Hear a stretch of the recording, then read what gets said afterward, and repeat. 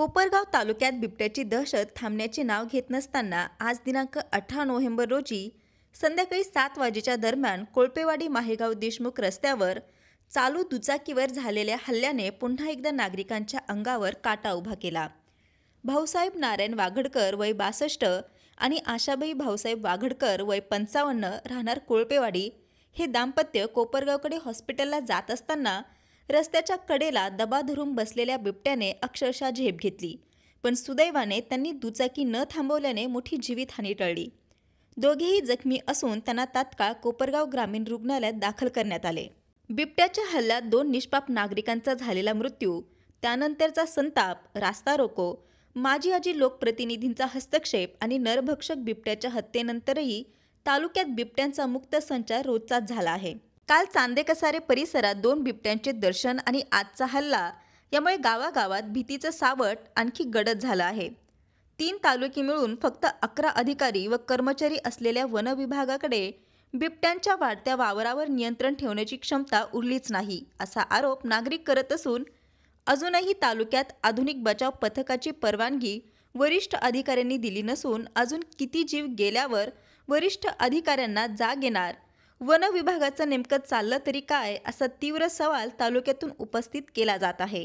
संवाद महाराष्ट्रासाठी रवी वाघडकर, कोपरगाव। कोपरगावला येत होतो दवाखान्यामध्ये, मला साखर आहे, साखरेमुळे त्रास व्हायला लागला म्हणून वाघडकरकडे यायचं होतं मला। ते माहेगाव देशमुखच्या घरापाशी ना ते लगेच डायरेक्ट आलं, लगेच मोठ्या डरकळ्या फोडल्या त्यांनी। आम्ही मोटरसायकलीवर होतो, ते आमचे मिस्टर ना मी होते। कोपरगावला येत होतो, येता येता लगेच त्याने ते जसं मधून निघला का तसे डिरकळी फोडल्या, नंतर लगेच डायरेक्ट पाय धरला, चालू गाडीवर पाय धरल्यानंतर ही चालूच गाडी ठेवा म्हणलं। मग मी म्हटलं चालू ठेवा, काय झालं, मी मागं फिरून पाहते तर बिबट्या, मागं पाहिल्यानंतर बिबट्या, मग खाली ते पाय धरून वाढला, ते चड्डी ओढली, हे केलं मालकाची आमच्यावाले, मग ते सोडित नाही तर मग लगेच मला धरलं त्यांनी। पाय सोडल्यानंतर चालू गाडीमध्ये ना हे सोडल्यानंतर आहे ना लगेच डायरेक्ट मला धरल्यानंतर म्हणलं चालू देच गाडी, चालू देच म्हणलं गाडी, गाडी उभा काय करू नका, म्हणजे आम्ही दोघच होतो, कोणी सुद्धा नव्हतं। आज पहिल्यांदा तर कोळपेवाडी ठिकाणच्या अशा ग्रामीण भागात इतकी मोठी घटना घडती आपल्या सर्वांना माहित आहे। आमचे काका आणि काकू पहिल्यांदा कोपरगावला येत असताना आज त्यांच्यावर बिबट्याने झडप मारली। पहिल्यांदा दोघंही जखमी आहे, मोठ्या प्रमाणात त्यांना लागलेलं आहे, पायावर आणि कमरेला, काकूच्या कमरेला, अशा 2ही ठिकाणी त्या वाघाने त्यांना जखमी केले।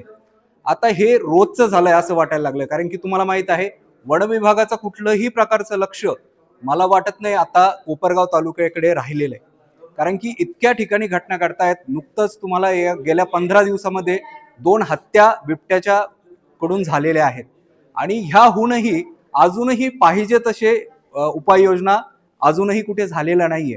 तर असं म्हणावं लागेल की शासनाने तर नागरिकांकडे दुर्लक्ष केलेलंच आहे, वन विभाग तर विचारच करत नाहीये, कारण की येऊन फक्त शूटिंग करणे किंवा ह्या गोष्टींकडे फक्त आपल्या वन विभागाचं लक्ष दिसत आहे।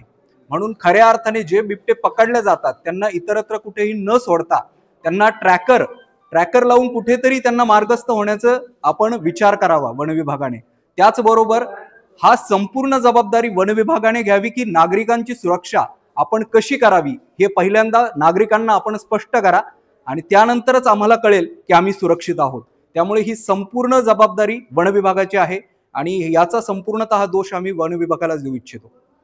काय घटना झाली होती, काय विषय असा होता, आमचे मामा आणि मामी कोपरगावच्या दिशेने म्हणजे दवाखान्यात गेले होते, येत होते घराकडे तर असताना माझ्या मते कोपरगावकडे चालले होते,